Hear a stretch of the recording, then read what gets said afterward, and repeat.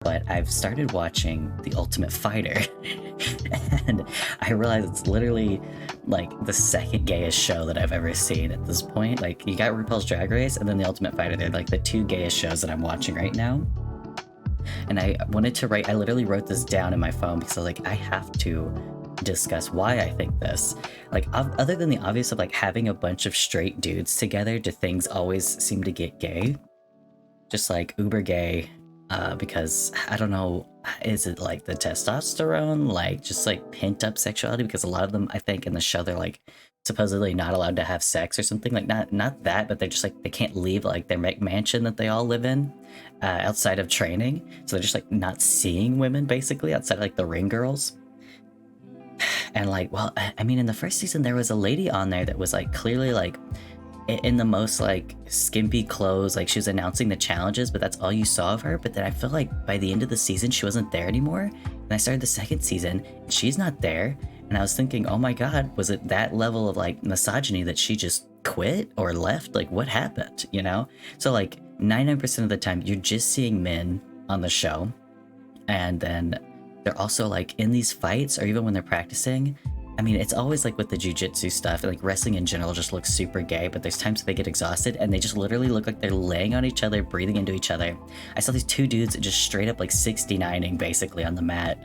It was so funny.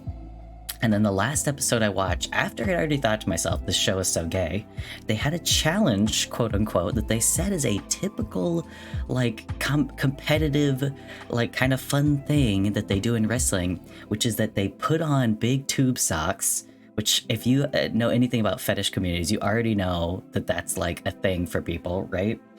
And then the challenge was to pull the socks off of each other while wrestling. Just super gay.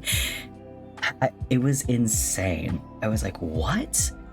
I was like, I swear that is like one of those things that was like Turkish oil wrestling or something. It was like, yeah, we're gonna have men oiled up in like tight leather pants, and the whole point basically is like reach in the other dude's pants and like grab his junk or whatever it is. That's literally like what they're doing in Turkish oil wrestling. If you haven't seen that, I'm not even gonna look up video or image because I'm pretty sure that would violate TOS. But literally, this is supposedly something that, like, yeah, this is an old wrestling like thing where it's a practice, so they put on big socks and you have to like wrestle the dude and take him off the other guy. And I'm like, okay, like I can see it to a degree, but there's something just so clearly like fetishy and just gay about this. I was like, somebody tricked y'all a long time ago and just said that this is a good technique to practice your wrestling. Like, it didn't even look like it was anything like more than like you could just wrestle. Like, you want to practice your wrestling, just wrestle. Like, just wrestle. Or like, I don't know, put like a little flag or something on a hard to reach spot, but like just tearing off another man's socks, there's something so funny, and they're in like skimpy, you know, shorts and everything. And then, oh yeah, in the same episode, they decided to do, one team was like, we decided to do our warm-ups in just tidy whities.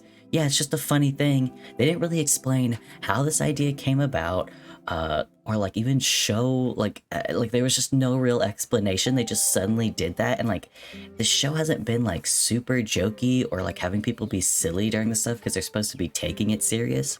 Not that they can't be goofy, but like, where did this come from? Like, something, I was like, all I could think was like, there's someone pulling the gay fetish strings behind this episode.